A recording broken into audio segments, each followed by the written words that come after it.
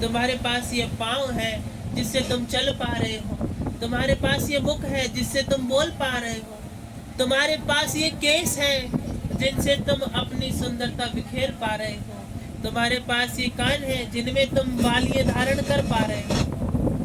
वरना उनसे पूछो जिनके पास ये नहीं है, इसकी कमी है, वह कितने बुरे समय के प्रतीक प्रदान कर रहे हैं।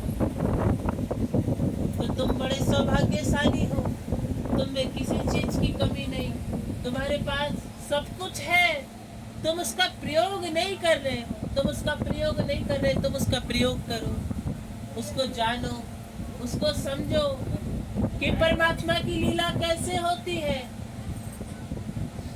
रामायण सब पढ़ेंगे, श्रीमद् भागवत पुराण सब पढ़ेंगे। ये पढ़ने से केवल ज्ञान प्राप्त हो सकता है, संतुष्टि प्राप्त हो सकती, किंतु कर्म माफ नहीं हो सकता। ये कर्मों का खेला बड़ा सीधा है। जिस पुरुष को ज्ञान प्राप्त है वह मेरी बातों को समझ रहा होगा, किंतु जिसे प्राप्त नहीं है उसके कर्म देव ऊपर से जा रही होगी कि मध्य में भी नहीं विराजेगा जिसे इसका उत्तर नहीं पता होगा। तुम्हें एक ही वाणी प्राप्त करनी चाहिए। दरबार में कौन आ रही है? जो वृद्ध हो रही है, जिनकी आयु शीघ्रवान है, जो विवाहित है। ये युवा पीढ़ी कोई नहीं आएगी दरबार में। जो अभी 19 या 17 या 16 वर्ष की, कोई भी युवा पीढ़ी दरबार में नहीं आती, सब आयुवान होती है। जो परमात्मा तक पहुंचने वाली होती है केवल वही दरबार तक पहुंच पाती है, वरना युवा पीढ़ी नहीं आती।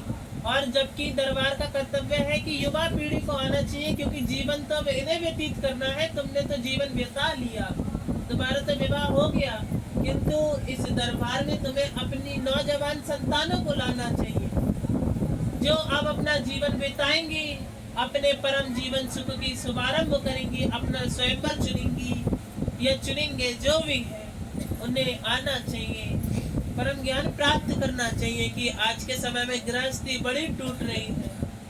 एक अर्धांगिनी अपने स्वयंवर को नहीं संभाल पा रही, तो उसका तात्पर्य यही है कि तुमने अपनी पुत्र या पुत्री को संस्कार नहीं दिए। तुमने अपनी पुत्र या पुत्री को संस्कार नहीं दिए, और संस्कार ना देने का कारण तुम हो, क्योंकि तुम खुद तो सत्संग में गई, खुद कीर्तन में गई, खुद भजनों में गई, और तुमने कहा क्या कहीं हमारी पुत्री को नजर ना लग जाए, हम कहीं नहीं लेके जाएंगे।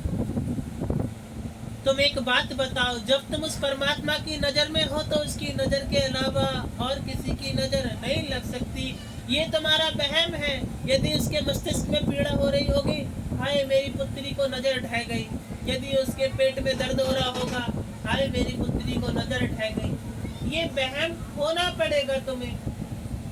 जब तक इस संसार के वहम से नहीं निकलोगे, तुम्हें कोई भी आसरा नहीं मिलेगा, तुम्हारी संतानों को कोई सुख नहीं मिलेगा।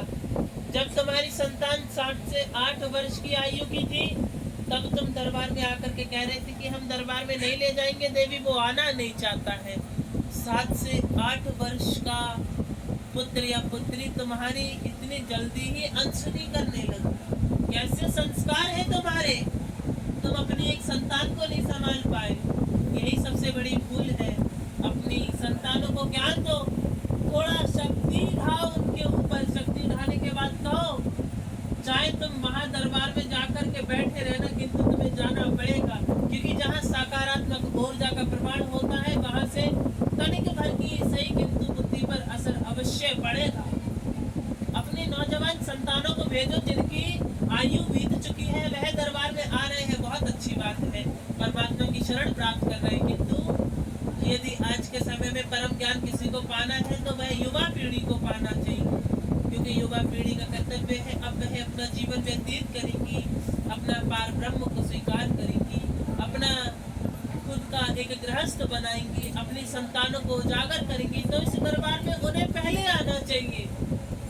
वृद्ध माताएं तो जब आयु निकल जाती है, जब चुसे हुए आम की तरह हो जाती है, तब पिलंगती हुई दरबार में चल पड़ती है कि अब तो घाट पे लेट करके जाना है, लाओ कुछ 2-4 दिन भजनों का आनंद ले ले।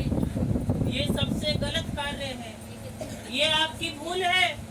आप कार्य में कितने भी व्यस्त क्यों ना हो, दरबार में आते हैं, माता रानी हम दरबार में नहीं आ पाएंगे, हम ये कार्य करते, हम ये कार्य करते, हमारे पास ऐसा ऐसा कार्य है। मतलब कि अब तुम्हारे पास परमात्मा के प्रवचन और वाणी सुनने के लिए समय नहीं रहा, या तो रोज लग रहा। सप्ताह में प्रतिदिन तो तुम्हारे लिए दरबार है, तुम सभी मनुष्य के लिए है। यदि तुम्हें परमात्मा की शरण अनुभूति प्राप्त करने के लिए समय नहीं है तो समझ जाना उस परमात्मा को तुम्हारे ऊपर कृपा करने के लिए समय नहीं है। फिर चाहे तुम कितने भी बड़े सेठ क्यों ना हो, रोग हमेशा परेशान करेगा, रोग पीड़ित बने रहोगे, क्योंकि परमात्मा शरण से रोग नाश बुद्धि शुद्धि। कि परमात्मा की शरण रहने वाला बुद्धि शुद्ध होती है और कर्म रोग सब उससे दूर रहते हैं। यही कृपा है कि कितने भी बड़े धनवान हो जाओ, कितनी भी कृपा पालो, किंतु परमात्मा की शरणागति जब तक नहीं लोगे ये सब व्यर्थ है। परमात्मा की शरणागति लीजिए, परमात्मा की शरण में न्यौछावर हो जाइए। जिनको लगता है परमात्मा परमेश्वरी देवेश्वरी नहीं होती है, हे मेरे अधूर्त, तुम इस मूर्खता से बाहर आओ। जिस बाल के ऊपर मैं विराजमान हूँ वह भी केवल 17-18 वर्ष के हैं। जिस बाल स्वरूप के ऊपर मैं विराजमान वह भी 17 या 18 वर्ष के, इससे ज्यादा के नहीं है। तो जब मैं इस बाल बुद्धि को इतना ज्ञान प्राप्त करा सकती हूँ, नारायण अवतारी बता सकती हूँ, तो तुम तो स्वयं बुद्धिमान हो, अपने आप को परमात्मा से मत बिछड़ने दो। क्योंकि हर बुजुर्ग व्यक्ति को ही परमात्मा नजर आते हैं, जीते जीते वो भी सबको ढोंग बताते हैं। अपने आप को सेवा स्थिति की समझते हुए अपने आप को एक ताता में घुमाइए, पिरोइए, एक माला बनिए, एक माला की सहायता से जुड़िए, क्योंकि तुम्हारा कर्म है एक माला के सात्विक सूत में पिरोने का, एक माला बनने का। और जब ये माला परमात्मा की शरण यहाँ से देह त्याग करके जाएगी तो परमात्मा अपने गले में धारण करेगी कि हे मेरे कमल पुष्प समान वंशजों, तुम अपना देह त्याग करके इतनी लंबी डोर की माला बना करके लाए हो जिसे मैं ग्रहण कर सकती हूँ। हाँ, ये सत्य है कि आज का ये ढोंग बहुत है। पहले के प्राणनाथ कुश का सारा सहयोग लिया करते थे, किंतु आज के समय में कुश का कोई प्रमाण नहीं है, कोई प्रमाण की व्याख्या नहीं रही, कोई प्रमाण की स्तुति नहीं रही, किंतु माला अभी भी है, माला का जप अभी भी है। माला के जप में पिरोइए। ये नशा युक्ति, मदिरा पान, धूम्रपान, गंदा सेवन और गंदी नजरों को धिक्कारिए, ये सब तुम्हारे लिए नहीं है।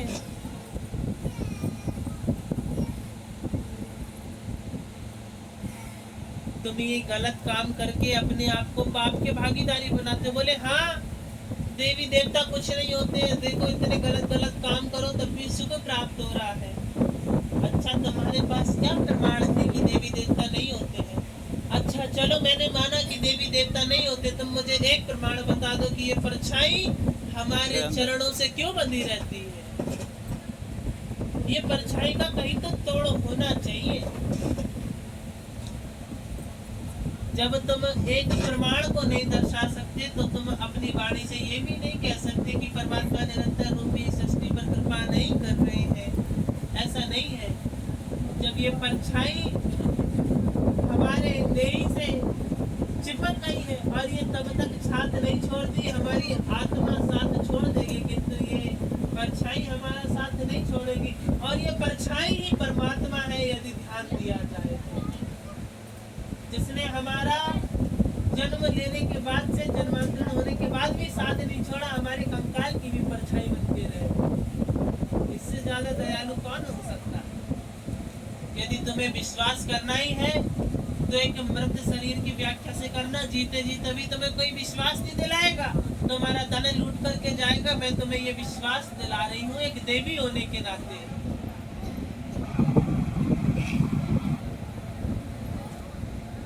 तुम मेरे शब्द ध्यान से सुन रहे हो? सभी सुन रहे हो? हाथ उठाओ, कौन कौन बड़े ध्यान से सुन रहे हो?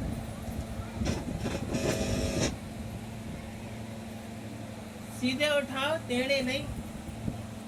कृपा तुम पे होनी है, बगल वाले पे नहीं।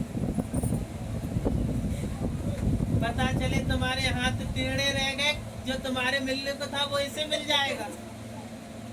हाथ सीधे रखो। अच्छा, हाथ क्यों उठवाते हैं? मुझसे प्रश्न भी किया था कि तुम तो देवी हो, जे बताओ जयकारा लेते हुए हाथ क्यों उठाते हैं?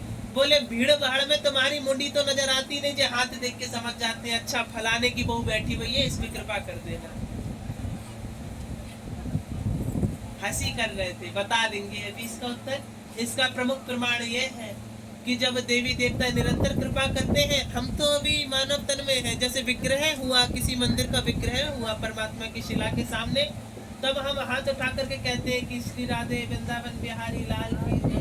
तब ये कहते हैं तो हम अपने हाथ इसलिए उठाते हैं कि हे प्रभु, इस महान जमघट की शैली में मैं भी तुम्हारे दर्शन करने आया हूँ। यदि तुम्हें मेरा मुख दिखाई ना दे रहा हो तो मेरे हाथ देख करके, मेरी रेखा देख करके पहचान जाना कि मैंने तुम्हारे दर्शन करे थे। ये प्रमाण है इसका। बोले अब ये क्या, तुमने तो अलग ही बात घुमा दी कि हम दर्शन करने आए थे। तो एक प्रमाण दूं, आज के कलयुग में मैंने अपने नेत्रों से देखा है कि हर मनुष्य का एक इतनी बड़ी सी कोई आकृति है जिसे पहचान कहते हैं। आधार कार्ड उसमें तुम्हारी जो अंगूठे की छवि ली जाती है ना, जी। सबकी अलग अलग रहती है। ऐसी तुम सबकी हस्त की रेखाएं अलग अलग हैं, और परमात्मा इतना ज्ञानी है कि मैं तुम्हारी शकल देखे ना देखे तुम्हारे हाथ देख करके पहचान जाएगा। यही सबसे बड़ी कृपा है। बोल सच्चे दरबार की। जाओ, आज के बाद किसी से मत कहना कि कोई पंडित अगर तुम्हारा हाथ उठवाए तो ये मत कहना ये ढोंगे, कहना हमें देवी परम ज्ञान प्राप्त करा गई थी। और ये पुष्प की तरह खिले रहो, कि दुख में मत फिरो। जब भी तुम्हारे घर में कोई ज्यादा दुख आए तो तुम्हें इतनी विकट मुस्काओ कि दुख भी कहे अरे क्षमा करो, गलत मार्ग पे आ गए थे, दूसरे का घर है बगल वाले में जाना था। ऐसे मुस्कुराओ, क्योंकि तुम्हारी हंसी को देख करके सामने वाले जलेंगे, किंतु तुम्हें दुख देख करके तुम्हारे अपने खुश होंगे। हो गई ना दुखी? देखा मुझे परेशान करती थी, अब खुद पर बीत रही है, तो उसे ऐसा एहसास ही मत होने दो। यदि घर में अन्न भी नहीं है तो अन्नपूर्णा को याद करो और खूब मुस्कुराओ। तब सामने वाली कहेगी न जाने कैसी चंट है, घर में खाने को अन्न नहीं है और पूरे में खिलखिला रही है। खिलखिला क्यों रही है? कि यदि मैं मृत्यु पा भी गई तो जाना तो मुझे परम लोक को ही है, तो मैं क्यों ना मुस्कुराऊं। जब यहाँ से मुस्कुराते हुए जाऊंगी तभी तो परमात्मा के सामने खुलकर मुस्कुराऊं। कि परमेश्वर नारायण कहते हैं, वह विष्णु पुराण में व्याख्या करते हैं, यदि किसी ने पढ़ा हो कि मानव तत्व परम ज्ञानी पर धुर अधूर्त अज्ञान प्राणी, कि वह ज्ञानी बहुत है किंतु वह धूर्त, मतलब कि गंदी क्रियाओं की वजह से अपने आप का नाश करा लेता है। बोले कैसे नाश होता है? बोले माता रानी, हमारा बगल वाला तो किसी भगवान को नहीं मानता, वो तो खूब छक्के खा रहा, पूरे दिन मिष्ठान खा रहा है, खूब कृपा हो रही है। तो समझ जाना, जिस मनुष्य की एकदम से कृपा होकर के खूब एकदम बढ़ोतरी हो रही हो, खूब कृपा हो रही हो, और गलत पे गलत कर्म करे जा रहा है, तो समझ जाना विनाश काले विपरीत बुद्धि। ये विनाश करते करते इसके जो पुण्य है वह सब खर्च हो रहे हैं, और इसके पाप का घड़ा जब फूटेगा तो ये मिष्टान की शकल देखने के लिए तरसेगा। अभी जो खा रहा है वह तो केवल इसके पुण्य की जागरूकता है। इस जागरूकता को ज्यादा समय नहीं लगेगा। तुम्हें दूसरे को देख करके क्यों जीना, कि वह पाप करके जी रहा है या पुण्य करके जी रहा है। तुम्हारा पड़ोसी तुम्हारा जीवन नहीं जिएगा, तुम्हें अपना जीवन स्वयं जीना होगा। कि पड़ोसी यदि अच्छा खाए तो मैं भी अच्छा खाऊं। मत खाओ एक समय को अच्छा, किंतु परमात्मा का ध्यान करो। ये मत करो कि हमें सुबह शाम पूजन करना, दीपक जलाना, पुष्प